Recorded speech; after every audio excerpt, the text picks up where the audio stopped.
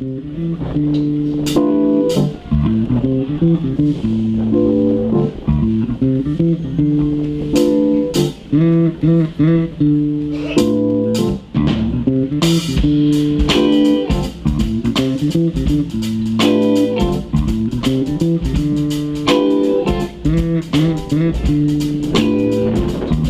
go. William, this side go. Shakespeare. Come on, try it. William Shakespeare. I can't hear you.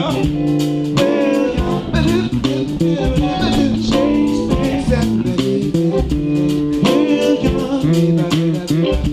Shakespeare. Gentles, one and all, we want to welcome you all here to the Shakespeare Time Traveling Speakeasy.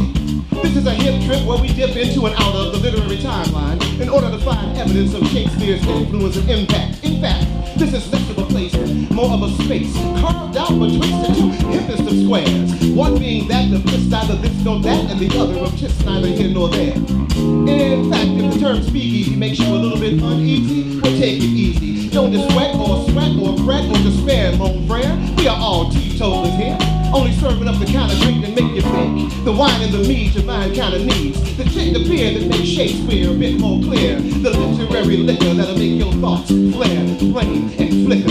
And I am the not so humble host of this sweet swinging soiree, Mr. Robin Hoodstuff. And I am, give it up please, yes. And I'm his right hand man, a ratio every man, not always the man with the plan, but always vital to the plan and the band. We are your hosts today, through the space carved out in the Boston Book Festival, hustle and bustle, for you to relax, catch a break, and get into the swing of things, Shakespeare. Because in this, the 400 plus years since the passing of the cat from Strat, we feel it's only right that we dive into the mind and take a full measure for measure of the man respectfully known as the Bard of Avon. The Elizabethan Don, who gave us so many words and turns of phrases, he made it a bit easier for us all to speak. Even if it is true, as his friend and rival Ben Jonson asserted, he had little Latin and even less Greek. And speaking of Greek, if you cannot understand the word we just said and you declare, it's Greek to me, you quote Shakespeare. And if you then claim to be more sinned against than sinning, there you go beginning, you are quoting Shakespeare. If you acknowledge acting more in sorrow than anger, or that your wish is farther than the thought, or report that your lost property has suspiciously vanished into thin air, you are quoting Shakespeare. And yet absolutely refuse to budge an inch after having stood upon the ceremony and been a tower of strength. If you talk about being tongue-tied or in a pickle or suffering from green-eyed jealousy, if you mention making a virtue out of necessity, knit your brow, somehow insist upon fair play, even while playing fast and loose with the truth, if you howl about having been hoodwinked or about having not slept one night, because you know that yourself into stitches, had short shrift, nor comfort too much of a good thing. If you sing about having seen better days or lament living in a fool's paradise, why, be that as it may, the more fool you, for it is a foregone conclusion that you are, as good luck would have it, quoting Shakespeare. If you say it is early days and you decide to clear out bag and baggage, if you say it is high time and that is the long and the short of it, and if you exclaim that the game is up and the truth will out, even if it involves your own flesh and blood, and so advise that one should lie low to the crack of doom because you suspect foul play, and that one should not have one's teeth set on edge without rhyme or reason, then to give the devil his due, if the truth were known, for surely you have a tongue in your head, you're quoting Shakespeare.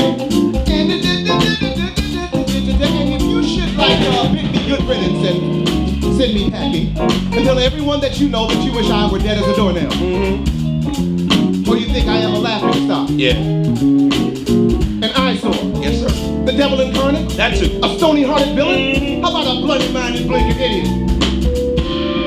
Well then, by Jove, oh Lord, tut, but me no buts, what the dickens? For it is all one to me, for goodness sakes. But you would be quoting Shakespeare.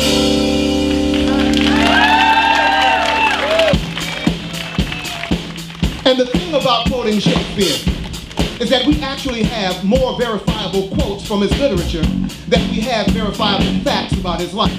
See, in the 52 years that he walked on this planet from 1564 to 1616, he had no access to a smartphone, which means he could not then access the then non-existent internets, which means he could not go on the non-existent internets and update his status every 15 minutes. Therefore, that's why history records nothing of what Mr. Shakespeare might have had on the side with his mutton. So, everything that was written down by about a person was written down by hand, human hand. That means it was subject to human error. Therefore, we're talking mistaken information. Now, the only things that were written down was when someone was born, when they died, when they got baptized, any legal proceedings they had. Well, that's a little bit about a long life. So you only get then missing information. So when you got mistaken information multiplied by missing information, you are going to get speculation.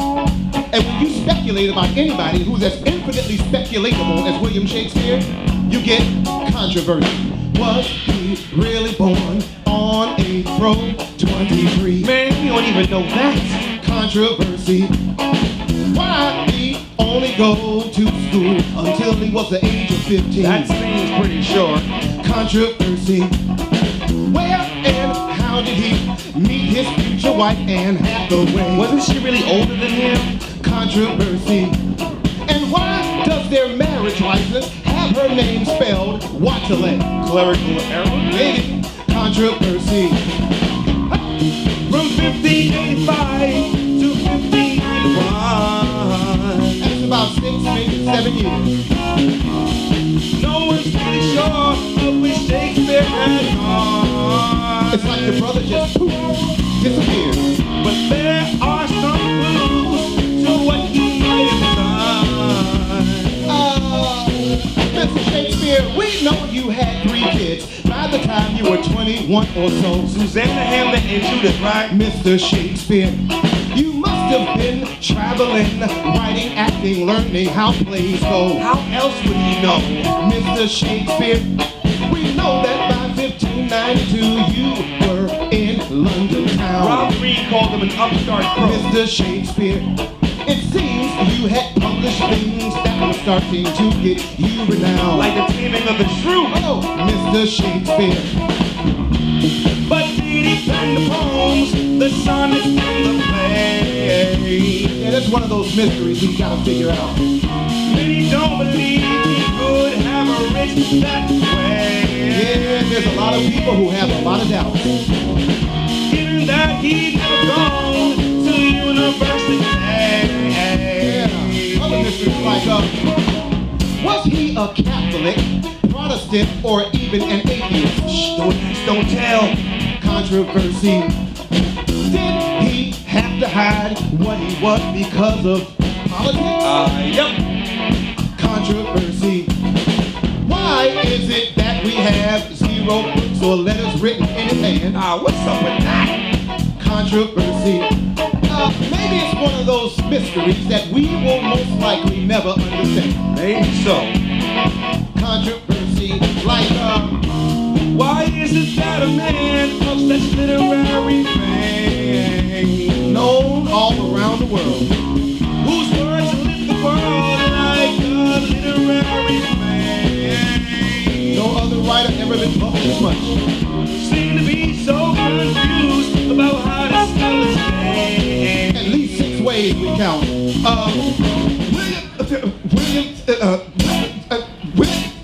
William Shakespeare.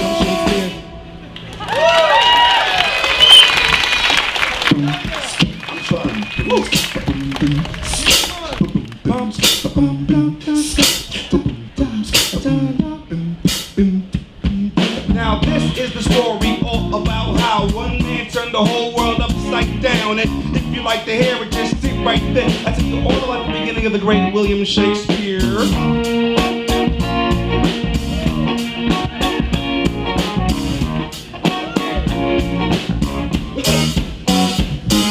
Strapped with a bun, Avon, born and raised in the glove shop where he spent most of his days, helping his dad with the sheep and the wool and all, reading some books at the King's New School. Mom and Dad, John and Mary, they were doing pretty good. His dad was the mayor of the neighborhood. They had 8 children total just to keep it fair. But when the one became the famous William Shakespeare, he had to read Latin and poets like Ovid, Virgil and Plutarch. He simply loved it. He lived during the time of the bubonic plague. Many people died, they cannot be saved, but Shakespeare survived somehow, some way. And at 18 years old, Mary Ann Hathaway.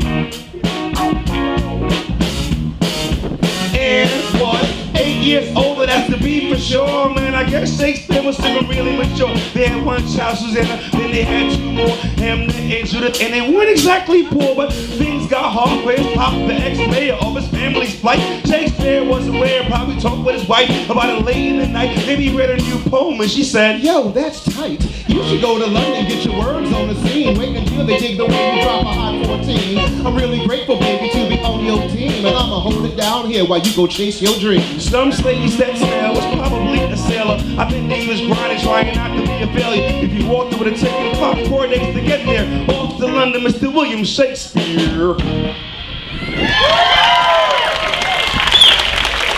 So you can imagine the young William Shakespeare making this journey from Stratford-upon-Avon to London, a distance of a little over 100 miles. It's almost like, imagine yourself walking out of Brattleboro, Vermont, and showing up and landing in this fair square we called Copley 4 days later.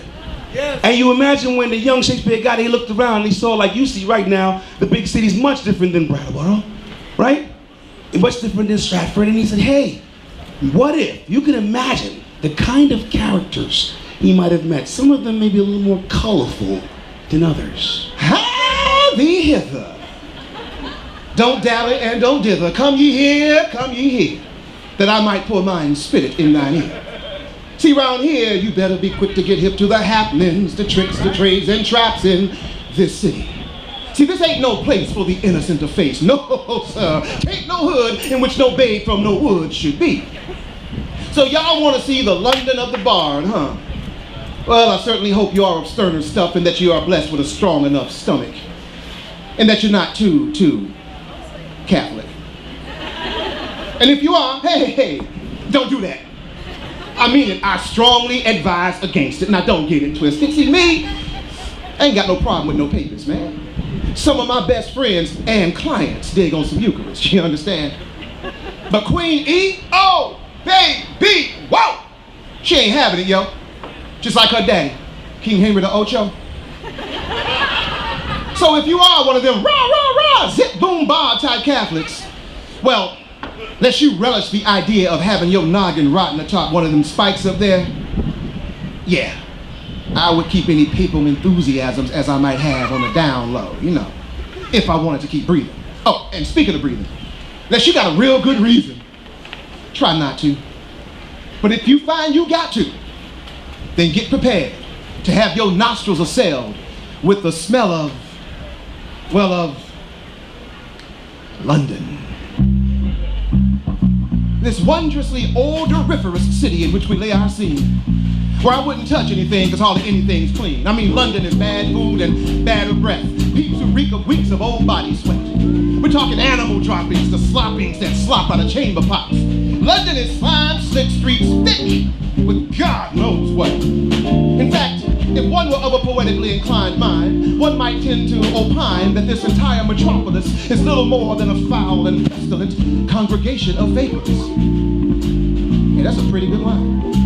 Hey, no pen, no paper. Anyway, what do you expect when you get 200,000 people squeezed into the space of 1 square mile? I'll tell you, you get plague. A disease that'll kill you whether you be man, woman, or child. And people still keep coming here by the thousands every year. And why not? I mean, yes, though this zip code might well leave you corpse cold, London is hot. One of the liveliest, thriveliest spots in all of Europe. And ever since divine providence saw fit to assist us in putting a spanking on the Spanish, we have been getting our globe traveling on. And baby, having a killer navy has been good for business here at home. So come along, let's go for a walk around so y'all can get to checking out and I can get to talking about my city, London. London is brick and basket, wig and glass makers, innkeepers and fishmongers, cake and bread bakers. London is tinsmiths, goldsmiths, all kinds of smiths and carpenters, shipwrights and sailors and soldiers and armorers. London is furriers, haberdashers and couriers. London is watermen, London is minstrels, and London is ministers. London is exchequers, booksellers, printers, apprentices, servants and merchants and cooks, teachers and lawyers, and I mean, hey y'all, just look! London is a veritable universe of commerce and crooks. London is, well, you know, maybe it's best if I take it down and just whisper this. London is, well, London is a lot of things, but the one thing we know London is coney catchers and cut purses, cutthroats and thuggery, pilferers and pickpockets plotting their skullduggeries. London is rash, brash, nash, gabs and muck spouts, mumble crusted, busty lumps who always got their hands out. London is bully boys, brigands and buffoons. London is filled with all kinds of toothless goons. London is hijinks and naughty body eye winks, chances to chip, clip or crib your pocket filled with chinks. So don't you blink, cause whether you are denizen or immigrant or citizen, someone here wants to relieve you, friend, of the burden of that coin and maybe even of living. And if ye be a stranger, seeking fortune, pleasure, or danger, why this is the city you wish to be visiting. So you better get to listening to me. Keep your wits about thee, take heed and take note, cause this town is a gas and a laugh and a half. But ho, trust me, she is no joke. Look, folks, is that the Globe Theater's flag up? Yep, that's a sure sign they putting on a new play today. Okay, this ought to get the crowd riled up, so what do you say? Solid. So why don't we all just row this boat across the River Thames to Bankside, the red light district, this one known as Suffolk. Welcome to London, baby. Welcome to London. Better watch your step. Welcome to London. But you better step with pep. Welcome. You better hold on to your wallet and your change purse, Welcome. or you will not have a wallet or a change purse left. Welcome to London. Yeah.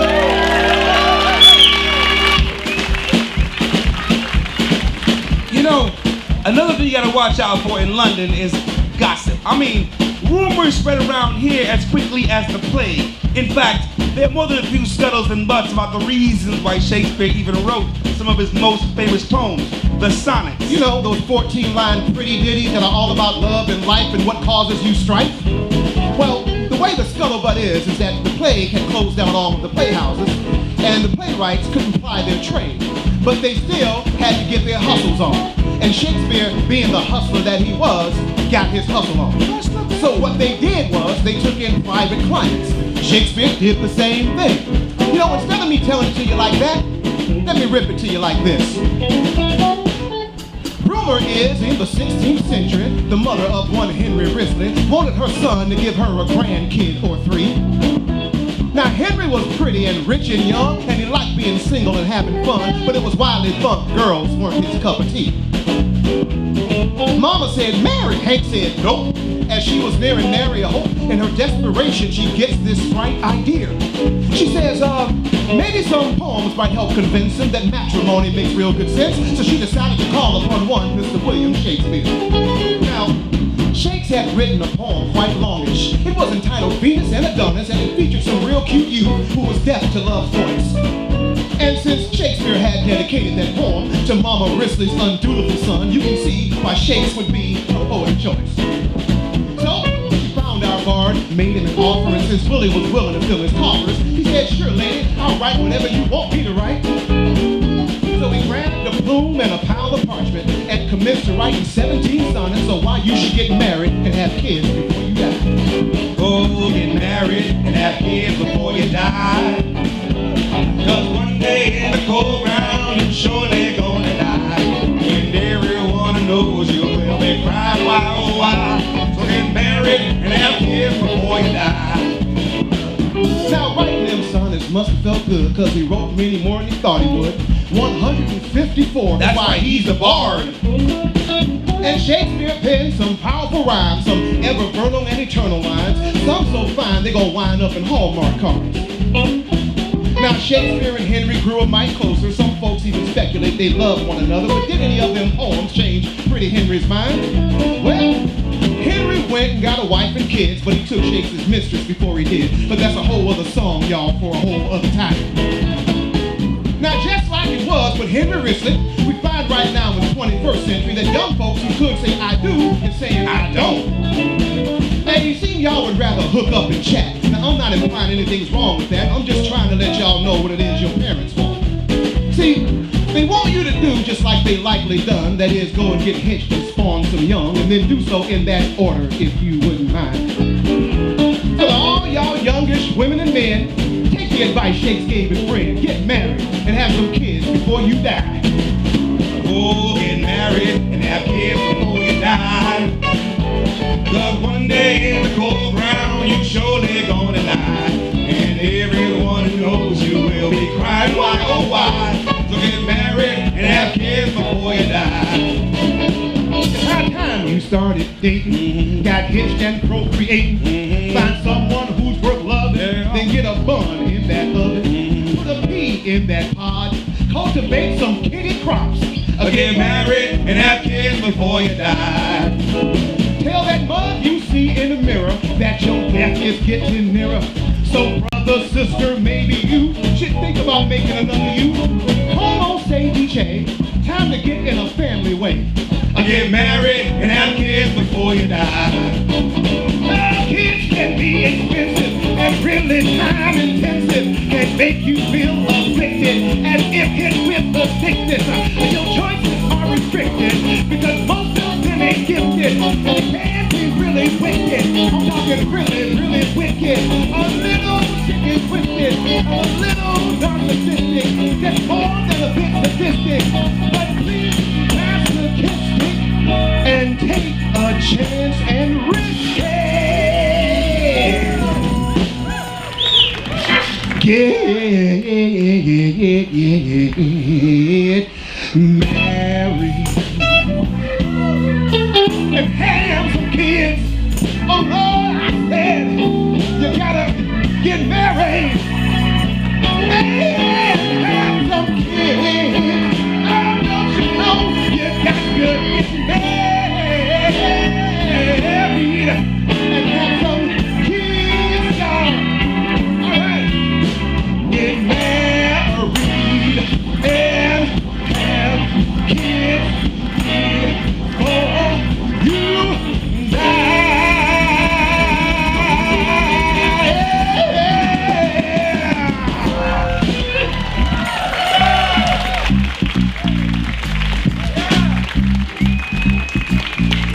All right.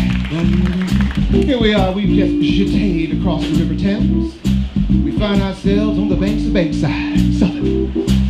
If you guys look over in that direction, what you will see would be the Rose Theater. The first theater built here in Bankside. It's also reputed to be the place where Shakespeare put on some of his very first plays once he got here to London. If you draw your eye over there toward the middle, what you see is the Bear Garden. So called because one of the popular forms of Elizabethan entertainment is to, well, tie a bear down to a stake and let hungry dogs rip him apart. Good Elizabethan family fun. I take my young'uns there whenever I got a couple of ducats to rub together. But tonight they got my favorite pastime, cockfighting. Don't suppose I could convince you guys to abandon that plaything and come with me and place a wee wager on a young cockerel's head? No, I didn't think so. Anyway, let's see what they got happening at the Globe today. The Globe is Shakespeare's very own. He makes a pretty good penny there. They usually put on his plays almost exclusively. So let's see what they got going on. It looks like it's The Tragedy of Hamlet, Prince of Denmark. Shh. I think it's about to start.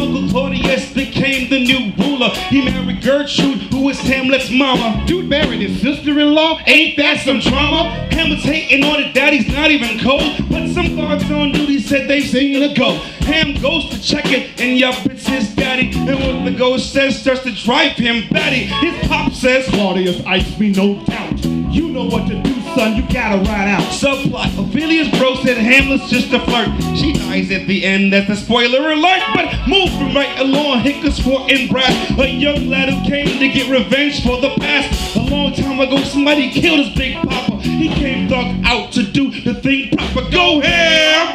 Go ham! Go ham, let!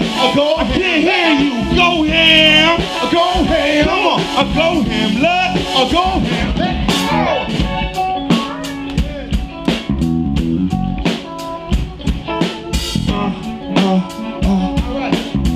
Nice. Come on, hit it. So for embarrassed companies like Hamlet, let's fight. And Hamlet's like, yo, I got a much bigger plight. I'm trying to get the mic to kill my uncle with a knife. Or poison him or push him off a cliff to end his life. Gertrude's higher than the kite, thinking everything's alright. While Hamlet's seeing visions of this plague with sleepless nights. But he still thinks the ghost might well be the devil. I'll stage a play to see if he's on the level. They reenact the murder. Claudius leaves the room. Now Hamlet sure it's time to steal his uncle's doom. Hamlet goes ham like Jean-Claude Van Damme. Stabs Polonius, Ophelia's dad. Like, oh man, Laertes the bro comes back to get vengeance. Teams up for Claudius to end Ham's existence. Mom drinks the poison. Here's a toast to my son. Hamlet kills Claudius finally, then he dies. The play's done. One. Go ham! Go ham! Come on, go ham, lad! Go ham! Go ham! Go ham, lad! I see you! Go ham! Go ham! Go ham, lad! Go ham! In the back, go ham! Go ham! Over here, go ham, lad! Go ham, let!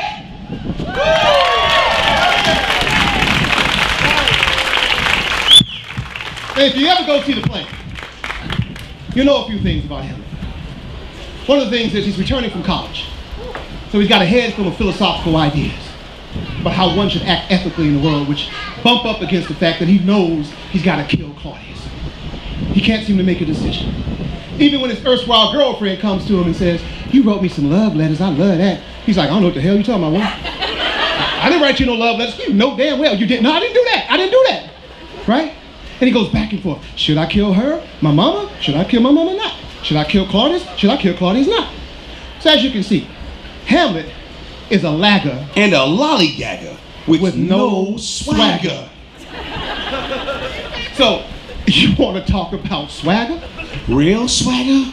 Well, yo, you talking about Henry V. No loud talking bragger. We're talking swagger. Yeah, we're talking about Henry V. No inebriated stagger. We're Rich. talking swagger. Yo, we talking about Henry V. Y'all want to know about swagger? We're talking real swagger, Henry V. Oh, for a muse of fire that would ascend the brightest heaven of invention, so you could see Henry V standing there leading his men to battle in France. They are hardcore, and though they just breached the walls of a town of hard floor, are losing and dispirited till Henry comes to them with sword in hand, and this is what he says. Once more unto the breach, dear friends. Once more, or close the wall up with our English dead. In peace, there's nothing so becomes man as modest stillness and humility. But when the blast of war blows in your ears, then imitate the action of the tiger. Stiffen the sinews, summon up the blood, disguise fair nature with hard-favored rage. Then lend the eye a terrible aspect. Let it pry through the portage of the head like a brass cannon. Now set the teeth and stretch the nostrils wide. Hold hard the breath, bend up every spirit to its full height. All you noblest English, be copy to men of grosser blood and teach them how to war. The English rally back, get back into the fight, rally and attack. Our floor gives in and Henry tells his men to be lenient with the town citizens. Now this seems like madness, but clearly there was nothing in it. Henry wouldn't be undone, he kept pressing on, he just wouldn't quit till he won. You wanna talk about swagger? Real swagger? Well, yeah, we're talking about Henry V. No loud talking bragger, Real swagger. Yo, we talking about Henry V, no inebriated stagger. We talking swagger. Yeah, we talking about Henry V. You wanna know about swagger? Real swagger? Henry V. Everybody. Swagger, swagger, swagger, swagger. Come on, yo. Swagger, swagger, swagger, swagger. Get your Swagger, swagger. I see you right there. Come on. swagger, Swag. Yeah, swagger. Woo, swagger. get your swag on. Swagger, swagger, swagger, swagger. Henry V.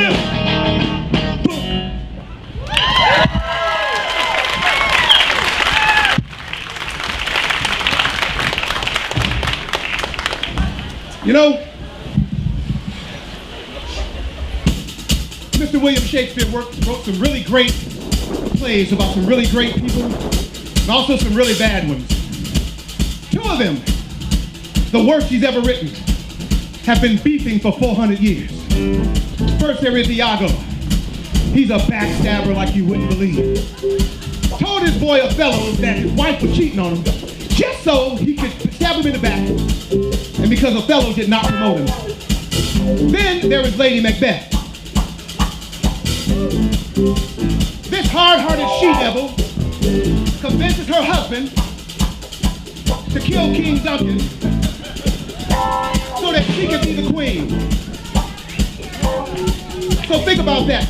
We have a man who wants power, who's lies all the time, and a woman who wants power who you can't quite trust. Does that sound familiar to anybody? I'm just saying.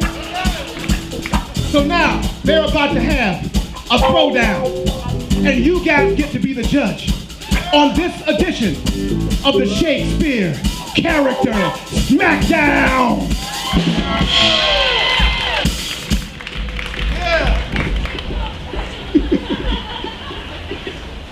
Wardrobe malfunction. It's all right.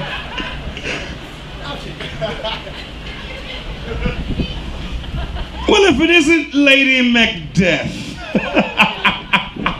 I must confess I'm quite impressed with you, yes, but maybe if Shakespeare gave you a few more speaking lines. Oh, that wasn't under my breath? What's this? I think you missed the spot. You should have worn gloves. You've got the heart of a raven and the face of a dove.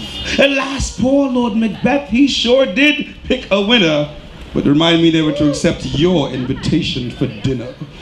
Invite a dude to dine and put his demise on the menu. No lawyer in their right mind would ever try to defend you. Let me go in a little deeper while the cat's out of the bag. You drove your husband to murder. You are that much of a nag. Scheming and plotting, hiding the shadows and lurking. The crystal ball says your future is murky. Lady Macbeth, I regret that you're not gonna get this championship. I'll sink that battleship. Your mind slipped while you slept. Sleepwalker. The dark side is strong with this one. She's a certified affliction, a murderous vixen, equipped with lots of despicable deeds and dirty tricks and always itching to commit some irresponsible act. Listen! She is an inexcusable executioner of innocent victims.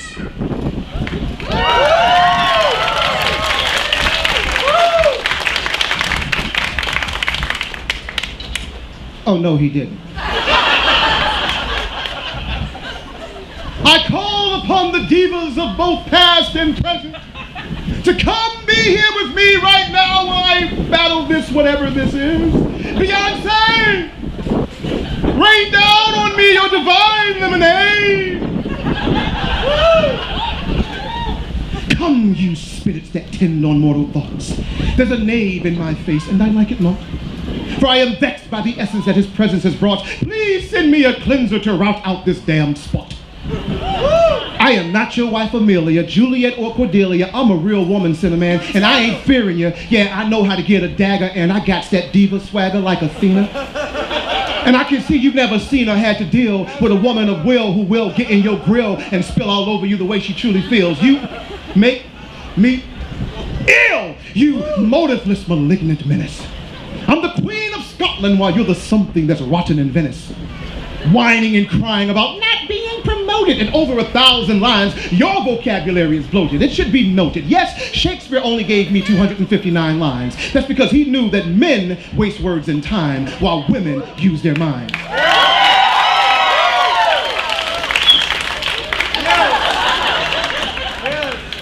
Oh, tis such an angry wife. Tell me, who else will you sacrifice, rubbing your hands incessantly while you hiding that knife? Drowned cats and blind puppies, I implied that I might. But you said you'd crush a baby's skull. You know that ain't right. The way you dispatched Duncan, that was something. It took gumption, but I'm not your gullible husband. You must have a malfunction. Asking the spirits for the strength to commit regicide. Then tell your boo-boo if he means to rule, you have to take a moral slide. And then you imagine yourself drowning in a blood pool. When it comes to top villain, there's no way I could outdo you.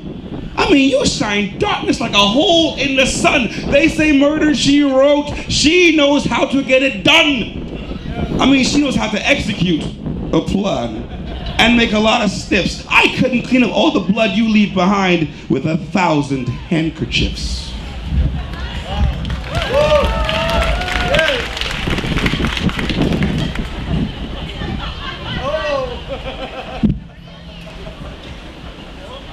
Villains of your kind, grinning all the time, willing and inclined to sin and then malign, and then go try and hide behind all of your lies, will find that in due time all the truth will arise. Woo! And the truth, he was jealous of Othello because Othello was hot. He was a splendid kind of fellow, everything you're not. He was creative and romantic, exploding and so fanciful, upfront and candid with none of your backstabbing antics. He gave so many reasons for the reasons he hated him. If he hated him so much, why not come out and tell him then? You know why? Because you're a coward. And I know what I'm saying is true. I've crushed earthworms with more backbone than you. Who depends upon innuendo to make his schemes work? Who doesn't even have the stones to own his own dirt? This jerk. You might have schooled, fooled, and made a tool of the Moor, man, but I'm hardcore, man. I was born on the Scottish moors, man. Step to this feminist with your venomous lies, and all you'll find is that my mother's milk's been taken and made gall. Eventually, a woman's gonna be your downfall. But for now, foul pal, boot through the BBF wall. And now, by your applause, please show who you think may have won this battle. Do you wish to give your votes to me? Come on! Yes! Yes! Or maybe Lady Macbeth over there. It's all one to me.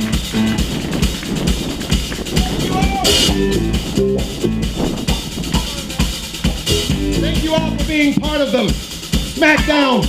We have several more of those if you ever come and check out our shows. But thank you for being part of this edition of the Shakespeare to HipHop, Shakespeare time-traveling speakeasy, Shakespeare underground hip-hop character SmackDown!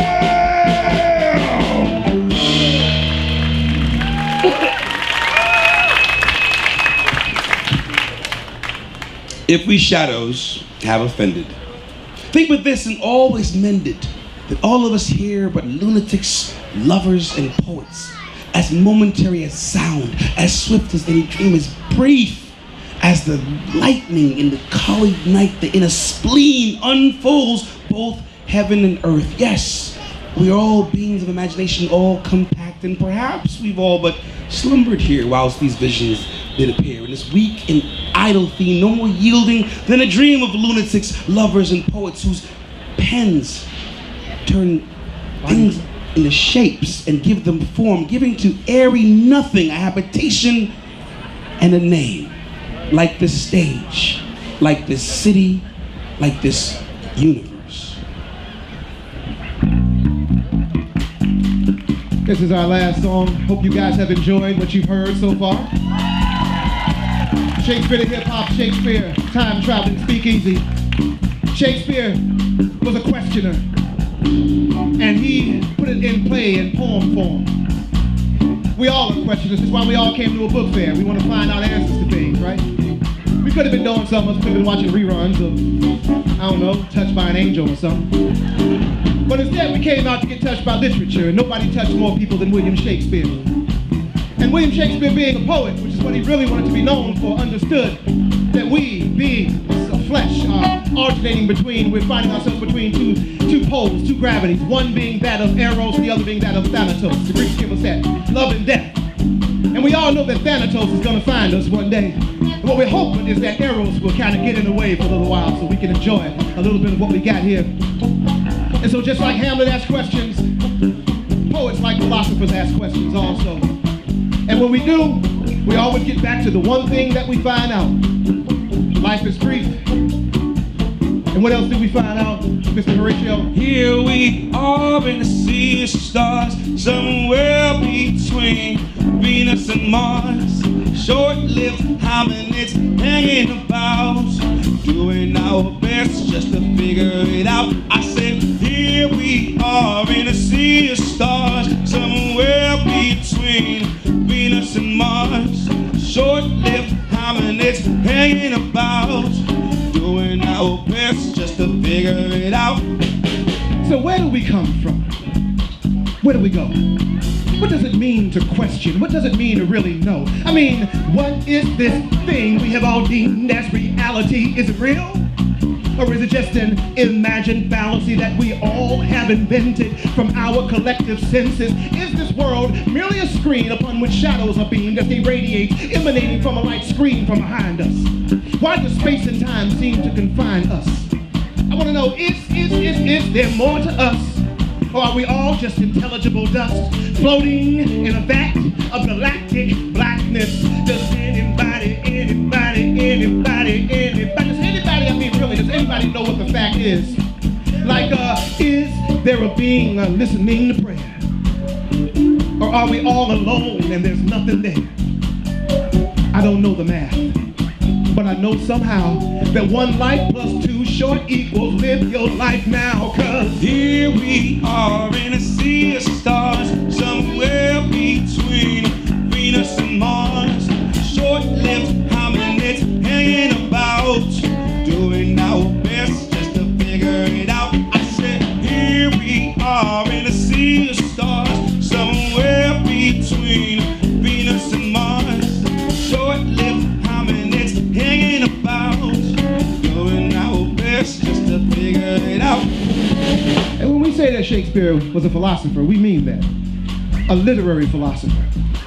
Think about what happens in Hamlet, right? When he asks that grave question, to be or not to be, that is the question. Whether it's nobler in the mind to suffer the slings and arrows of outrageous fortune, or to take arms against it, a sea of troubles. He was questioning himself. He was going deep into the philosophy, perhaps, that he had studied at Wittenberg. And so I place Shakespeare right along line with a lot of the other great philosophers who've come along. Names like Aristotle, Plato, Zeno, and Parmenides, Epicurus, Augustine, Sartre, and Socrates, Bodhidharma, Gautama, Kant, and Protagoras, Kierkegaard, Hegel, Emerson, and Pythagoras. All of them relentlessly question dimensions that make up the makeup of human existence. The manic and the madness, the panic and the sadness, the inner and the outness, the how to be without this. The Greeks call us thanatoi, y'all. Meaning our lives are so brief, we might as well not live at all. But isn't that part of what beauty we possess? The fact that we're born in this flesh means that we're all destined for death, and that we're all just like borrowing breath that'll pass to another just as soon as we've left. The only moments we know we got is what the fates allow.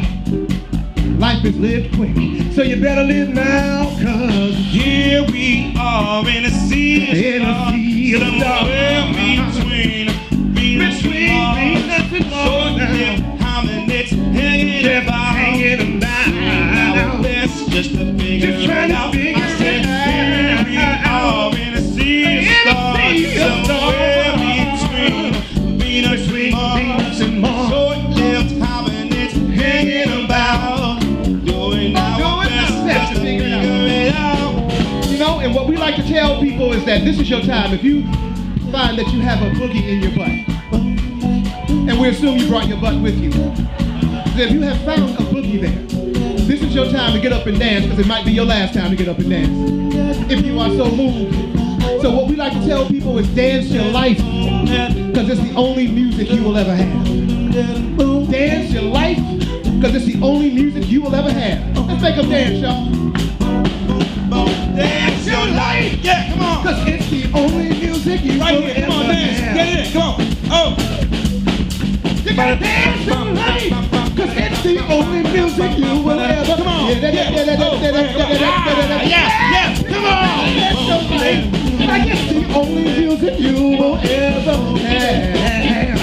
I said, now you gotta dance your life, Come on. like it's the only music you will ever have. Let's switch it up on them, right? Baila su vida, que es la única música que tiene.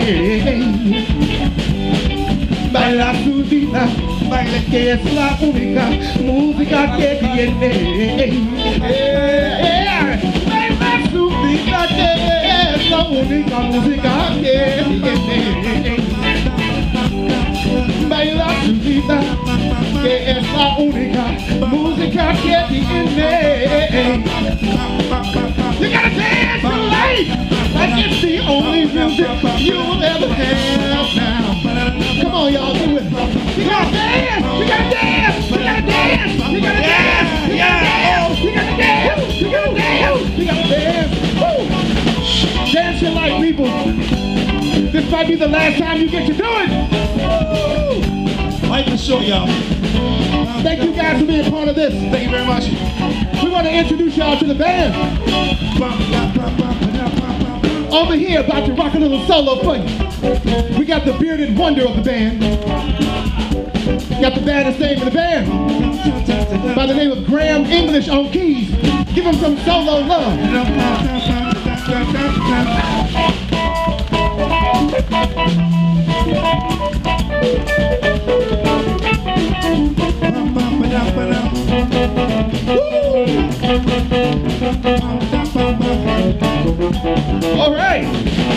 All right, that's Graham English on the 88s. Yeah. Now over here, to the left, keeping it real, swinging his axe like some sort of Falstaffian Paul Bunyan. Give it up for my brother, Mr. Pericles Bacchios. Show him some love.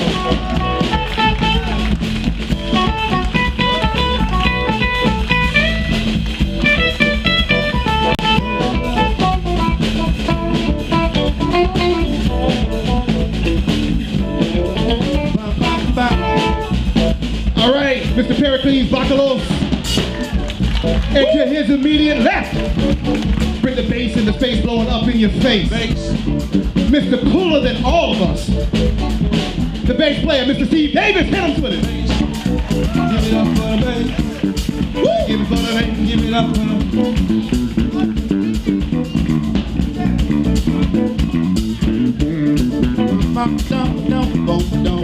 Woo! Oh, Steve Davis, everybody.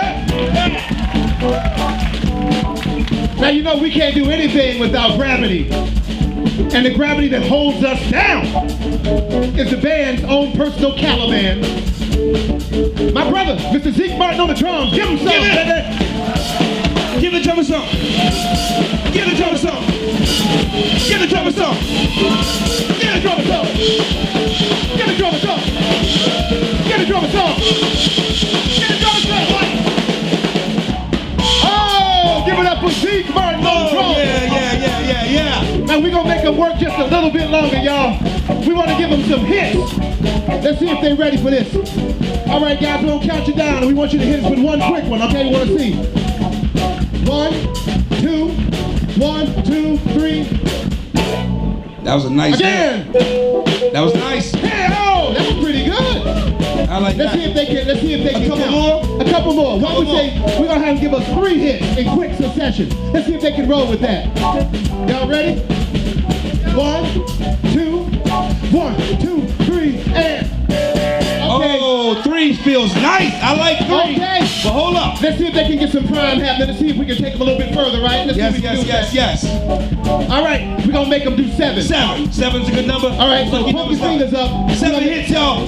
We're gonna count it off for them. 1, 2, 3, 4. Give me 7 hits now. Oh, Okay. 7 feels good. Boston Book Festival, we're about to give them another number. We're gonna double that. 14 hits for every line of a Shakespearean sonnet. 14. I need y'all to get your fists in the air when we count off these 14. All right. Ready to set it off. Okay. All right. Get it up, get it up. Let's do it. Nice. On 14. We're gonna do 1, 2, 3, 14. Break it down. 1, 2, 3, 4, 5, 6, 7, 8, 9, 10, 11, 12, 13, 14. What? ShakespeareHipHop.com. Welcome to the Boston Book Festival. On Facebook. Enjoy it. Peace, y'all.